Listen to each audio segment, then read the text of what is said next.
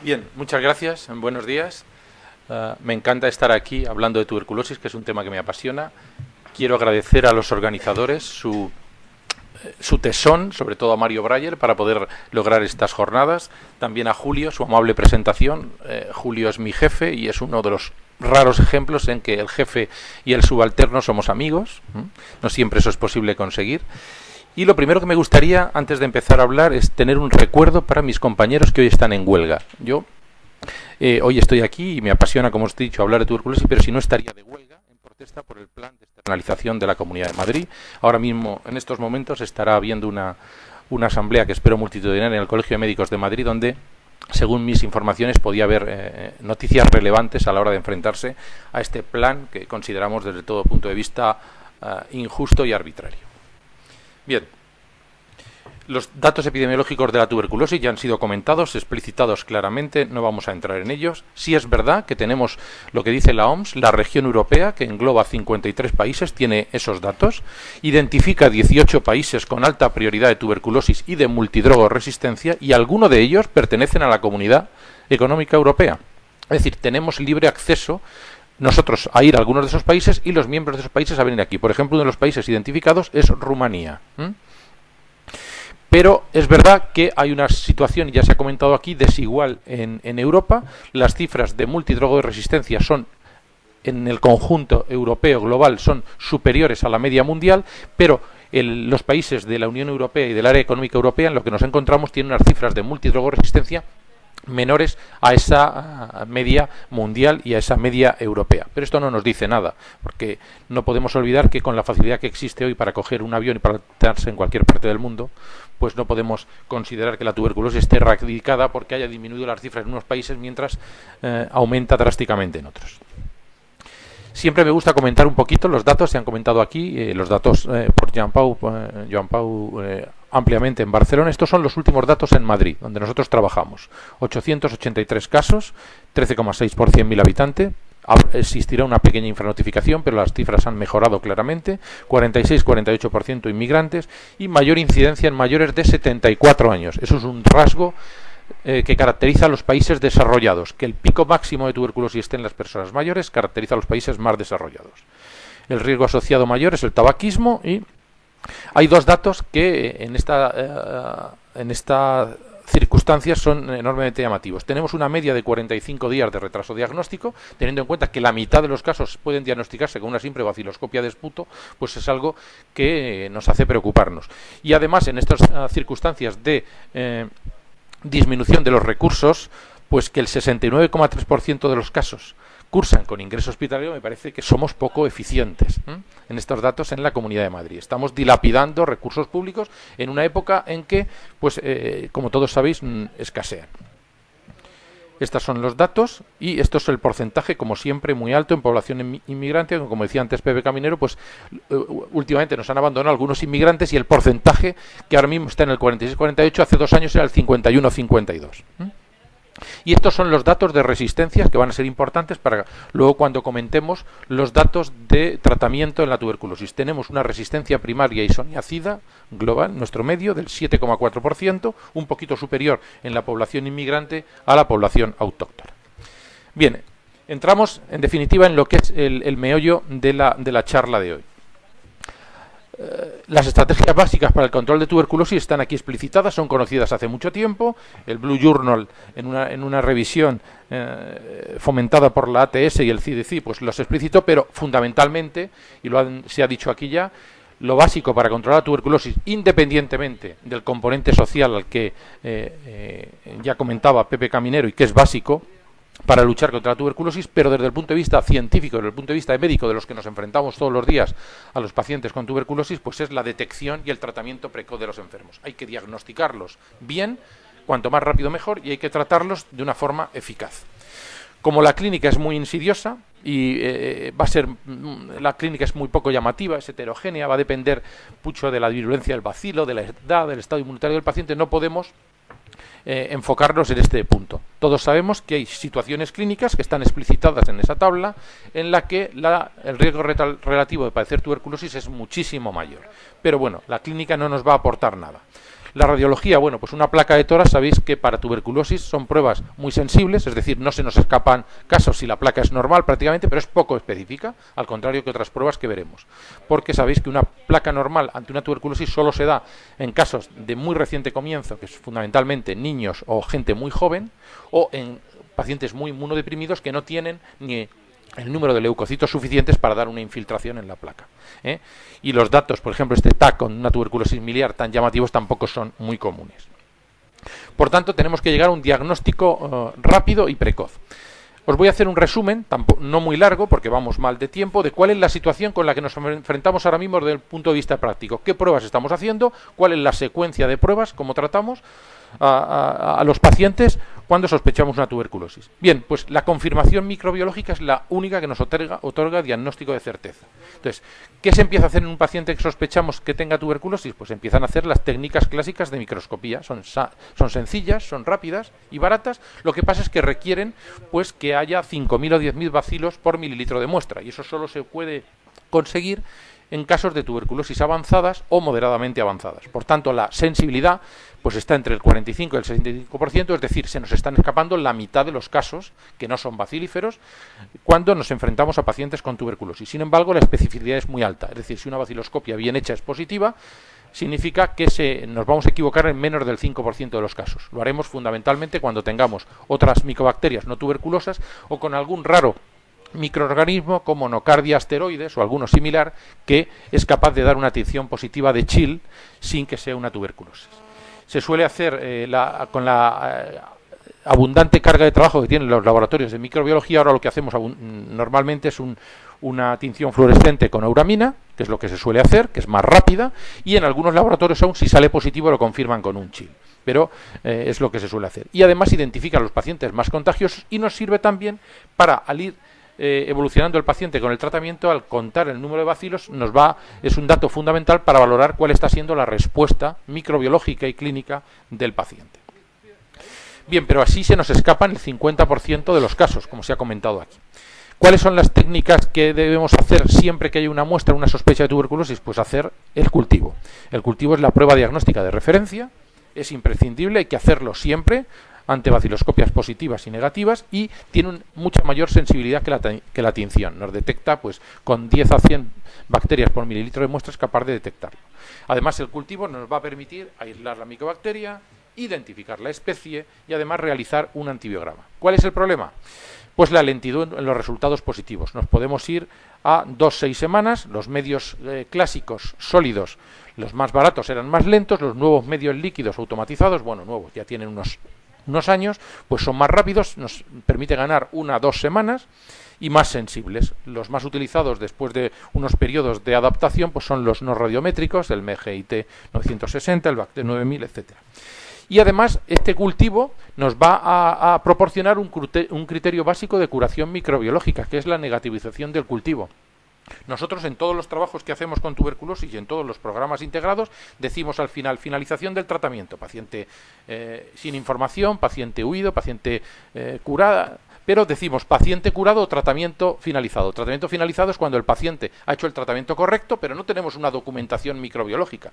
La documentación microbiológica que nos permite decir paciente curado es cuando tenemos una muestra microbiológica con negativización del cultivo. Con estas técnicas también de cultivo, pues realizamos el antibiograma, que es una prueba fundamental, y más en la situación epidemiológica en la que nos movemos hoy. Las pruebas del antibiograma clásicos, pues la sensibilidad a fármacos está basada en la detección en el cultivo de un porcentaje de más del 1% de bacterias resistentes comparada con un control de esa misma población, pero sin que exista antibiótico. Los sistemas comerciales están muy estandarizados, están basados en los medios automatizados. Cuando la maquinita nos pita, ya en pocos días podemos realizar el antibiograma, y os recuerdo que es obligatorio, en el medio en el que nos movemos hoy, estudiar la sensibilidad a los fármacos de primera línea en todo aislamiento, sobre todo a isoniazida y rifampicina, que son los que nos van a condicionar el pronóstico y el tratamiento. Pero además, si nos encontramos resistencias a rifampicina, pues tendremos que ampliar el antibiograma a las quinolonas y a los inyectables de segunda línea, a kanamicina, capreomicina y amicacina. Fijaros, esto es una foto del sistema de cultivo automatizado que tenemos en el laboratorio. Yo trabajo en el Hospital de la Princesa, en el laboratorio de microbiología, el MGIT 960, y cuando ya nos ha avisado la máquina, nos ha pitado que el cultivo es positivo, la fotografía de la derecha pues es el estudio de sensibilidades a los 5 fármacos de primera línea. Cogemos la muestra y hacemos el estudio adecuado con esos sistemas ya estandarizados de antibiograma. Pero se ha hecho referencia aquí ya. ¿Qué es lo que se ha desarrollado en los últimos años? Y hay multitud de publicaciones, multitud de artículos, multitud de foros en los que ahora mismo se están analizando todos estos temas, pues son los métodos moleculares basados en el diagnóstico directo. Hemos dicho que por la baciloscopia se nos escapan aproximadamente el 50% de los casos de tuberculosis y que además el cultivo puede tardar varias semanas. Entonces necesitamos tratar a los pacientes y en algunos casos sospechamos además multidrogoresistencia por los antecedentes que ya comentaremos. Por tanto, necesitamos diagnosticar a los pacientes de una forma eficaz y de una forma rápida. Y en los últimos años se han desarrollado estos métodos moleculares de diagnóstico directo. Están basados en la amplificación de fragmentos específicos del bacilo tuberculoso directamente en muestras clínicas. Es decir, aquí no hay que esperar al cultivo, podemos hacerlo en el esputo, en el lavado broncoalveolar, en el broncoaspirado. Hay distintas dianas, la más utilizada, pues la que os he puesto ahí en primer lugar, el IS6110. La mayoría utilizan técnicas de PCR, de reacción en cadena de polimerasa, y existen aplicaciones comercializadas que ya se están imponiendo porque al principio se ponían en marcha algunos métodos caseros que es verdad que para algunos funcionaban bien y les daban buenos resultados, pero ahora ya se están extendiendo las aplicaciones comercializadas. Nos pueden ser útiles en el diagnóstico rápido, en pocas horas, en 90 minutos aproximadamente, de tuberculosis en paciente con datos sugerentes, además, y que tengan baciloscopias negativas. Bueno, tenemos una baciloscopia negativa y sospechamos que el paciente tiene una tuberculosis, pues le metemos en el estudio con estos nuevos métodos. Tiene mejor sensibilidad que la baciloscopia, aunque menor que el cultivo. Va a depender de la carga bacteriana, pero siempre el cultivo seguirá siendo el gold estándar, la referencia. ¿Cuáles son los problemas que surgieron desde el principio y que algunos están en vías de solucionarse y otros se están solucionando ya? Pues que necesitamos mayor estandarización y sistematización de los factores técnicos. ¿Qué dianas vamos a elegir? ¿Cómo vamos a extraer el ADN? ¿Qué técnicas de amplificación vamos a elegir? Y además clínicos, porque no se deben de hacer estas pruebas en gente que tenga un bajo grado de sospecha de tuberculosis. Estaremos perdiendo el tiempo y tendremos además unas tasas de especificidad pues no óptimas. O sea que lo que debemos hacer en estas muestras es que nos van a ayudar en el diagnóstico de tuberculosis junto a unos datos clínicos y exploratorios, radiografía de tórax, etcétera, etcétera, en pacientes que sospechemos tuberculosis y tengan baciloscopias negativas. Como os he puesto ahí en la frase final, pues si el grado de sospecha de tuberculosis es moderado o alto, pues la especificidad va a ser del 80%. Pero si el grado de sospecha es baja, podemos tener una especificidad máxima del 50%, es decir, equivocarnos en aproximadamente la mitad de los diagnósticos. ¿Cuáles han sido las más desarrolladas en los últimos tiempos? Pues Pepe Caminero, yo lo he dicho aquí, Ginesper, es una prueba de PCR en tiempo real, fijaros, que permite detectar las cepas de Mycobacterium en tuberculosis y además las cepas resistentes a rifampicina, porque el 95% de las resistencias a rifampicina se deben a una mutación en el gen RPOB, que es capaz de detectarlo esta técnica. Y como además en nuestro medio y en muchos medios la multiresistencia aislada a rifampicina no sirve, la resistencia aislada a rifampicina es un marcador de multidrogoresistencia. Por tanto, nos permite un análisis semi-cuantitativo in vivo de las muestras de esputo o de LBA con resultados en 90 minutos. Y estas son las fotografías, fijaros, esos son los cartuchos, se parecen mucho, yo siempre lo digo, a los cartuchos de tinta de las impresoras, ¿verdad? Y fijaros, la máquina se mete rápidamente en 60-90 minutos. Nos permite el Ginesper pues un 99% de sensibilidad en muestras que tenían baciloscopias positivas. Bueno, estas ya tenían la baciloscopia positiva, pero fijaros, nos permite un 71% de sensibilidad en muestras con baciloscopias negativas. Es decir, 2/3 de las muestras que tenían baciloscopias negativas y eran tuberculosas son capaces de ser detectadas con el Ginesper, lo cual es un avance muy importante que se está acompañando además con la difusión, como ha dicho antes Pepe, pues de un precio asequible y con la Organización Mundial de la Salud además está comprando lotes importantes y estableciéndolos en distintos sitios donde pues nos interesa un diagnóstico rápido. Genotype es otra de las famosas, es otra técnica molecular que nos permite identificar además en pocas horas la multidrogoresistencia. Y nos permite además ampliar el estudio de resistencias a otros fármacos de primera y segunda línea. Usa también muestras clínicas o puede utilizar cultivos y es fundamental en sitios donde tenemos áreas de alta prevalencia de multidrogoresistencia, pues hay que utilizar esta técnica porque no solo tenemos que diagnosticar rápidamente a los pacientes, sino que además tenemos que saber si es una multidrogoresistencia.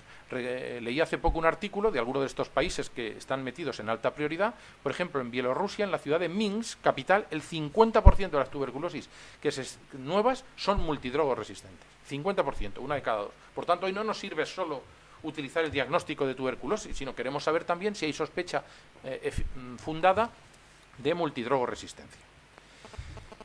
¿Qué tenemos también, ya para acabar? Pues tenemos métodos moleculares, que estos ya estaban desarrollados, en la identificación y detención de resistencias. Es decir, que tenemos unas sondas de hibridación que se combinan con los sistemas de cultivo automatizados que nos permiten identificar la mayoría de las especies micobacterianas. Es decir, la máquina nos pitaba, el cultivo automatizado, metíamos una sonda y estas sondas nos permiten caracterizar pues, de 10 a 15 especies distintas y tenemos una especificidad cercana al 100%. Es decir, ya podemos identificar la especie bacteriana dentro del grupo de micobacterias. Y además estos métodos moleculares que nos servían para identificar las especies distintas también detectan las resistencias a fármacos al demostrar las mutaciones en determinados genes. Como os he comentado antes, más del 95% de resistencias a rifampicina, gen RPOE, por tanto lo podemos saber con estas técnicas. Resistencias a isoniazida, 60-65%, el CAT-G y el MAP-H-INHA. Por tanto, estos nuevos productos que se basan en PCRs e hibridación, lo que nos permiten es detectar la multiresistencia en cultivos o a veces en muestras muy bacilíferas. En muestras simples muy bacilíferas también las podemos identificar, en pocas horas también. Y algunas nos permiten, adicionalmente, poder analizar las resistencias a los fármacos que van a ser útiles y fundamentales para manejar a un paciente con tuberculosis multidrogorresistente, como veremos, aminoglucósidos, quinolonas, etambutol. Pero no debemos de olvidar nunca que el antibiograma sigue siendo obligado hacerlo, que es la prueba también estándar. Otros métodos diagnósticos, bueno, son por todos conocidos. Pepe comentó que tuvo una tuberculosis ganglionar, seguro que se la identificaron por los granulomas con Casseur en la muestra, porque somos capaces de aislar muy pocos bacilos en las muestras de tuberculosis ganglionar, en las muestras de tuberculosis pleural, que es otro grupo muy importante, y tenemos que recurrir a la histología o, en algunos casos, pues aunada, que cuando es elevado en pacientes jóvenes en un derrame pleural linfocítico con citología negativa y sobre todo en pacientes menores de 40 a 45 años, pues nos da casi seguro un diagnóstico también de tuberculosis. Bien. Os he hecho una aplicación práctica de cómo podemos diagnosticar hoy la tuberculosis y tratarla. ¿Cómo estamos tratando hoy la tuberculosis? Bien, en la mayoría de los sitios, por eso está puesto en amarillo, las resistencias primarias a isoniazida ya son mayores del 4%. Os acabo de contar las resistencias de Madrid en el año 2011, por tanto estamos utilizando ya una pauta en la que los 2 primeros meses son 4 drogas, habitualmente rifampicina, isoniazida, piracinamida, y la cuarta droga suele ser el etambutol, porque nos permite una ingesta oral, cosa que no permite la streptomicina, que como todos sabéis no tiene más que una formulación intramuscular, seguido de 4 meses más con rifampicina y isoniazida. Eso es una combinación que nos permite curar más del 95% de los casos de tuberculosis sensible, con poco índice de recaídas, inferior al 3%, y con poco índice de efectos secundarios verdaderamente importantes. Los pacientes con VIH y SIDA, sabéis que se ha tendido ahora mismo a cronificar la infección en muchos casos de estos pacientes y podemos manejar en muchos de estos casos con la misma terapia de 6 meses. En algunos casos en que el grado de inmunodeficiencia sea mayor o en algún tipo de tuberculosis especiales podremos irnos a 9 meses, pero las evidencias no están tan claras como las terapias de 6 meses.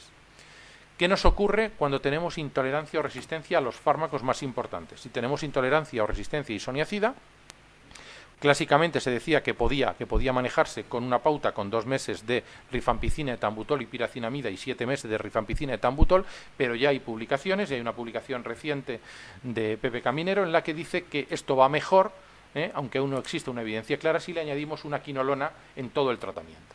Ya lo estábamos viendo en algunos casos, algunos ya hemos podido manejar estas pautas y la verdad es que van bien.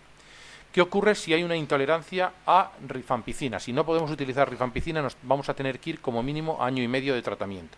La sustituiremos por isoniazida, pero nos tendremos que ir a 16 meses luego con isoniazida y etambutol. Y si lo que hay es una resistencia, como suele ser marcador de multidrogoresistencia, ya lo manejaremos como son estas tuberculosis multiresistentes que luego comentaremos en un par de diapositivas. Si no podemos utilizar la piracinamida porque el paciente, por ejemplo, pues tiene crisis de ácido de gota, niveles de ácido úrico muy elevados, etcétera, etcétera, pues nos tendremos que ir por su alto valor esterilizante de esta sustancia, esta molécula. No podremos dar 6 meses de tratamiento y nos tendremos que ir como mínimo a 9 meses de terapia. En los niños es el mismo esquema, con ajuste de dosis. Hay que intentar evitar etambutol porque puede dar cierta toxicidad ocular que los niños no identifican precozmente. En el embarazo lactancia ya sabemos desde hace años. Antes se decía, cuando yo empecé a manejar esto hace ya algunos años, que había que dar la pauta de 9 meses sustituyendo piracinamida por etambutol. Ya se ha visto que no. Todos manejamos pacientes con embarazo y no hay problema, se da la terapia estándar.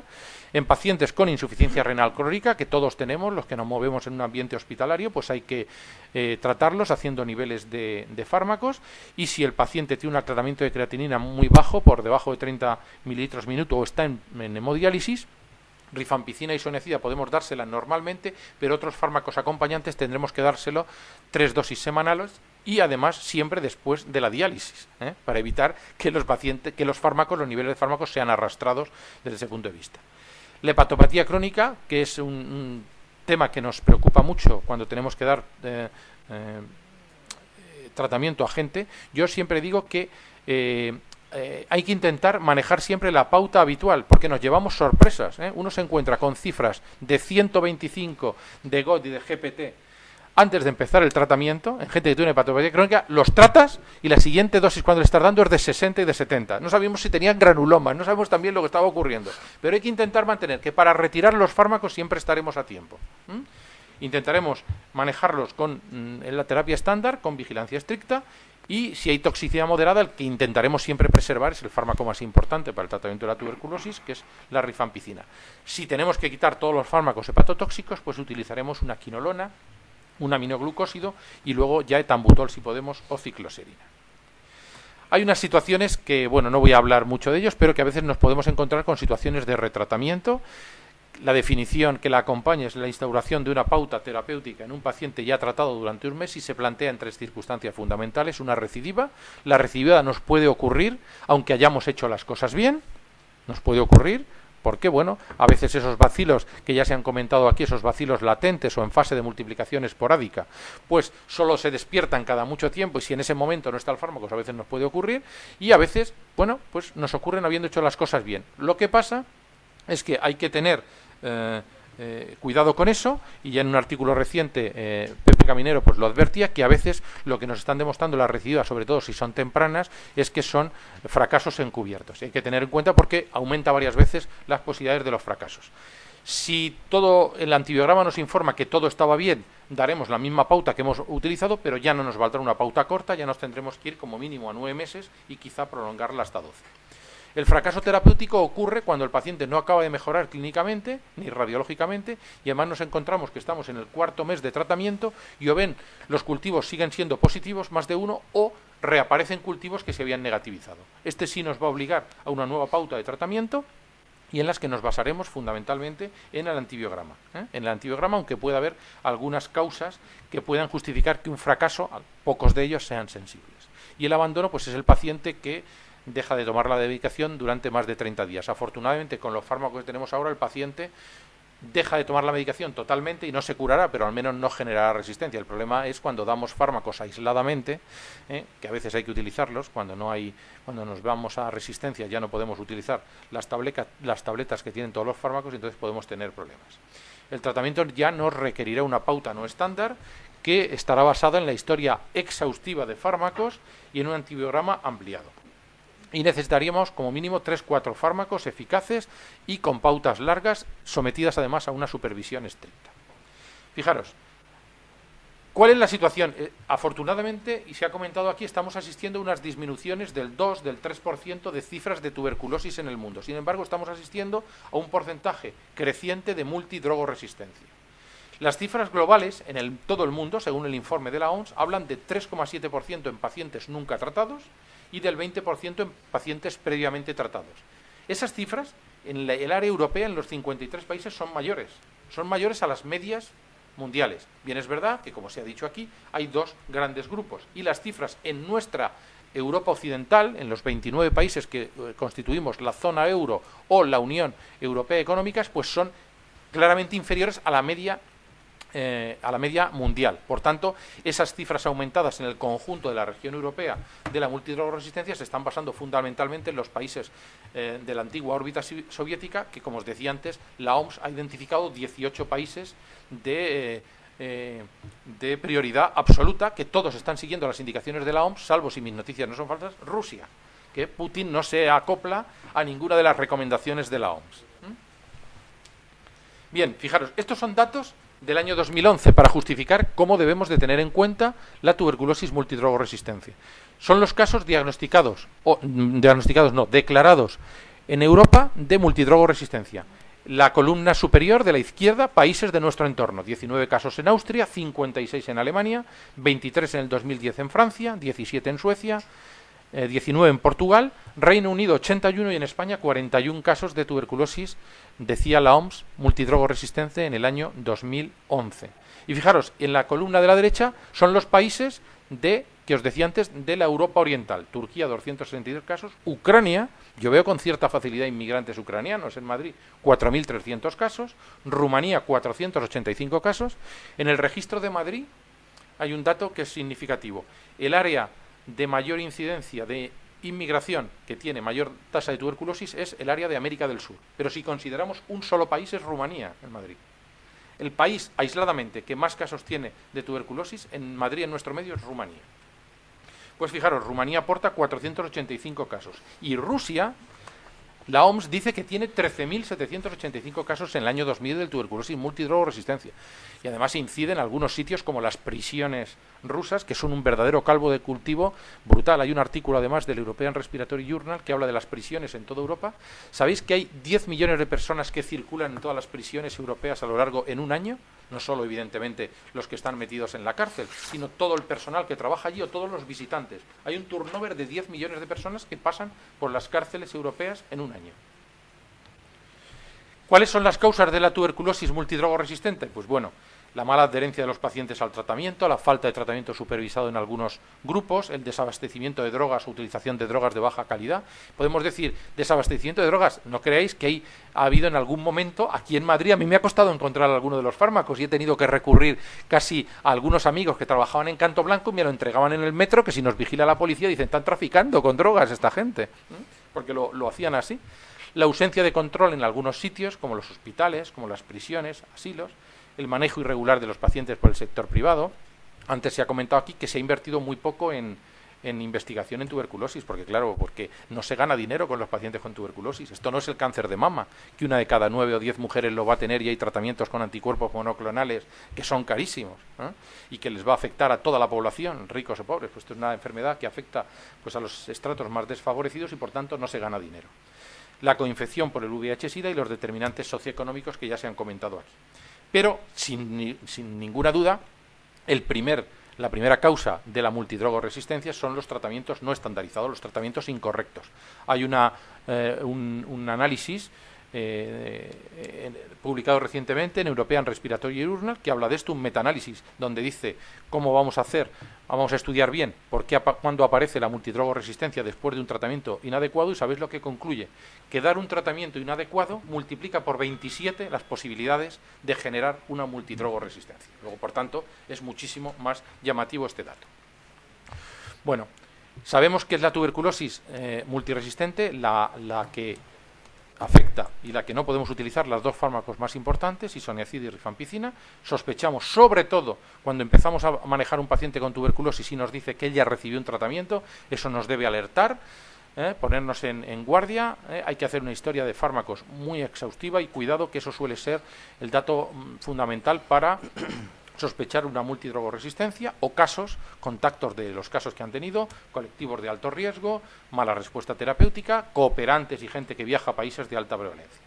La anamnesis es detallada, debe serlo, el diagnóstico y el antibiograma fundamentales, y los métodos de cultivo automatizados y las técnicas moleculares rápidas de detección de resistencias que hemos comentado son fundamentales. ¿Cómo manejaremos a estos pacientes? Pues debe ser una pauta individualizada, como mínimo al principio 4 fármacos eficaces, añadiendo además, sin contar como uno de los fármacos eficaces con la piracinamida, siempre una nueva quinolona, de las de nueva generación, moxifloxacino, levofloxacino, en los países que tienen gatifloxacino, son los mejores fármacos para tratar estos pacientes, y un fármaco parenteral que debe ser usado en la fase intensiva, 6-8 meses, eso luego se puede discutir porque ya lo hemos hablado Pepe Caminero y yo, con los condicionamientos de todo tipo que hay para discutir eso. No podemos utilizar estreptomicina, tendremos que utilizar, pues yo tengo mucha experiencia en capreomicina y amicacina, que son los que he manejado. Cana no, pero caprio, el Capastat sí, y funciona bastante bien. Se recomienda además cuando podemos utilizar, pues del grupo que ahora comentaremos, la etionamida o protionamida, y se prolongará hasta cumplir pues entre 12 y 18 meses de cultivo negativos, dependiendo de los fármacos que hayamos podido utilizar. Estos son los grupos terapéuticos que nos van a servir para manejar a los pacientes con tuberculosis. Si es únicamente una tuberculosis multiresistente que no podemos utilizar, pues rifampicina y isoniazida, pero nos va a permitir luego probablemente manejar piracinamida y tambutel, pues aquí estos dos los podremos utilizar. Los inyectables y bactericidas, pues lo que os he puesto ahí, capreo, cana o amicacina, las quinolonas fundamentales, moxi, levo o gatifloxacino donde lo tienen, y para acabar de completar el número de 4 fármacos habituales, si podemos tener, pues utilizar protionamida o tionamida, el famoso PTA, que es un fármaco que funciona bastante bien, y si no cicloserina y si no PAS, bien. Y si no podemos completar ese número de fármacos eficaces, nos tendremos que ir al último grupo, a los de dudosa eficacia con toxicidad elevada, donde destaca fundamentalmente, y hay muchas publicaciones recientes, linezolid. Linezolid, que es un fármaco con buena actividad, caro, pero que es capaz de generar en tratamientos prolongados pues toxicidad importante. Tenemos algún paciente, y aquí hay alguna compañera que ha manejado con nosotros algún paciente que se nos ha quedado en 6 de hemoglobina, un chico de 30 años, solo con darle linezolid, aunque estaba negativizando cultivos. Para acabar de complicar las cosas, en el año 2006 pues ya se habló y las autoridades alertaron de una forma especial de multidrogoresistencia que además era resistente a todas las quinolonas y al menos a uno de los fármacos inyectables de segunda línea, que era la tuberculosis extremadamente resistente. El pronóstico es más sombrío, aunque hay publicaciones que hablan de que se puede llegar a curar entre el 30 y el 50% de pacientes. Hay una del New England en Perú, pero con VIH negativos todos, que llegaba al 60% de curación, y dependerá del nivel de resistencia a drogas, de la gravedad del proceso y del estado inmunitario del enfermo. Se ha descrito, según el último informe de la OMS, en 84 países y supone una media del 9% mundial en todas las formas de multidrogoresistencia, pero en Europa nos vamos a un poquito más, al 11%, y en la Europa occidental al 13% de las multidrogoresistencias. Y su tratamiento pues se basará en las recomendaciones que hemos comentado antes para la multidrogoresistencia, teniendo en cuenta las peculiaridades y que se acota el número de fármacos que podemos utilizar. No hay que olvidar que en estos casos consideramos a un paciente curado cuando tengamos en el último año 5 cultivos negativos separados un mes, o si nos ha aparecido un cultivo positivo, pero el paciente está bien y posteriormente tenemos 3 cultivos negativos, podemos considerarlo también curado. Sin embargo, si tenemos en los últimos 12 meses de terapia en este tipo de pacientes 2 o más cultivos positivos o un cultivo positivo de los 3 últimos, no podemos considerar al paciente curado. Un poco para hablar al final de la necesidad de nuevos fármacos, se ha comentado aquí también, el régimen actual es antiguo. Fijaros, desde el año 71 se introdujo la rifampicina, 50 casos, lo ha dicho Pepe para neumococo, pero los que manejamos ahora, pues aspergilosis, boriconazoles y últimas fármacos de otro tipo, fijaros si tuviéramos que utilizar los fármacos que utilizamos hace 50 años. El tratamiento actual además es muy útil en tuberculosis activa sensible, pero en multidrogoresistencia puede ser mejorable, y además 1/3 de los pacientes con tuberculosis tiene VIH, en multidrogoresistencia mucho más, y con las interacciones que hay entre los fármacos con los inhibidores de proteasas, eso nos dificulta el manejo de estos pacientes.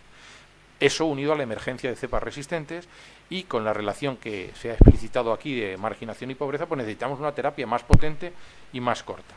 Fijaros, si cada fármaco puede llevar una media de desarrollo bien hecho de 6 años, y además es una enfermedad que hay que combinar varios fármacos, podemos irnos a más de 20 años para diseñar nuevas terapias. En los últimos años pues ha habido publicaciones y ya están introducidos bien algunos fármacos, moxifloxacino, linezolid cuando no podemos utilizarlo en extremadamente drogoresistentes, que nos están ayudando mucho. Y esta es una diapositiva de un New England muy reciente donde habla de cuál es la situación de los nuevos fármacos. El Remox, ya lo ha comentado Pepe, que se va a publicar recientemente, es intentar acortar la terapia de 6 meses a 4 meses, que bueno, será un avance, pero tampoco, ya se ha dicho aquí, tampoco es la panacea. El Oflotub, que es lo mismo, pero en vez de moxifloxacino con gatifloxacino, rifaquin, que es sustituir algunas terapias, moxifloxacino por etambutol, combinar varias cosas, y luego hay múltiples ensayos en marcha para incrementar las dosis de rifampicina o rifapentina, a ver si así podemos acortar el tiempo de tratamiento. Para las tuberculosis multidrogoresistentes, pues fundamentalmente tenemos dos grupos, el grupo de los nitroimidazoles, que son el PA824 y la de la manida. La de la manida es la que tiene mejor prensa, son inhibidores de la síntesis de ácidos micólicos y se cree que pueden desarrollarse en los próximos años. Y teníamos un fármaco que antes se llamaba la TMC 207, que es una diarilquinolina, que ahora ya se le ha denominado bedaquiline, que fue, como se ha comentado aquí, aprobado el último día del año pasado, del año 2011, y que parece que puede proporcionarnos un plus adicional en pacientes con multidrogoresistencias. Hay alrededor de 15 sustancias, fijaros. Sabéis que la TB Alliance pues, actualiza periódicamente cuál es la situación de drogas. Hay 30 drogas con potencial teórico para manejar tuberculosis, y hay algunas de ellas, hay 15 que ya se están utilizando en varios registros y en varios diseños. Quizá, utilizando con esta diapositiva de fondo de un futuro, no sabemos si más o menos lejano, algunas terapias, por lo que se postula por ahí, por los expertos, que puedan ser para tuberculosis multiresistentes en el futuro, algunas de ellas pues podrían ser estas dos combinaciones, moxi con piracinamida y PA824, piracinamida PA con bedaquilina. Podrían ser algunas terapias cuando se traten mejor. Bien, acabo. Vamos a seguir hablando de tuberculosis durante mucho tiempo. Me ha gustado mucho la repercusión que ha habido en los medios a primera hora, pero fijaros, es que es algo que está en candelero. Esta es la portada de la revista Time, 4 de marzo del 2013. Sabéis que es una de las revistas más importantes del mundo y con mayor difusión. Portada: contagio, ¿por qué la tuberculosis resistente nos amenaza a todos? Y hay un artículo, el artículo fundamental, que está difundido por todo el mundo. Fijaros, esto ya deja los ámbitos estrictamente médicos y pasa a ser una preocupación social de primer orden. Las drogas no funcionan, no sirven. Y el artículo está basado en este paciente que es resistente a todos los fármacos conocidos. Y ha sido, como os digo, pues puesto en los últimos tiempos. Y esto era lo que os quería decir. Muchas gracias.